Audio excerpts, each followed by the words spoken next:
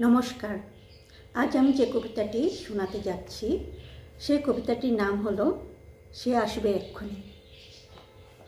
সে আসবে মনে হচ্ছে এক্ষুনি। একটু কথা বলবো, হয়তো জড়িয়েও ধরবো। থাকবে হাতে হাত, চোখে চোখ, বলবো অনেক কথা। তবুও হয়তো থাকবে অনেক বাকি। থাক না একটু, আরেকদিন হবে আরেকটু। আমি ভালোবাসি তাই, তবুও অনেক কথা রয়ে যায় জীবনে অনন্ত। মনে হচ্ছে সে আসবে এক্ষুনি, মনে হচ্ছে সে আসবে এক্ষুনি। হারাতে ভালোবাসি নিজের পৃথিবীতে, আবার তোমার প্রেমে পড়তে চাই বলে নতুন করে। ধন্যবাদ।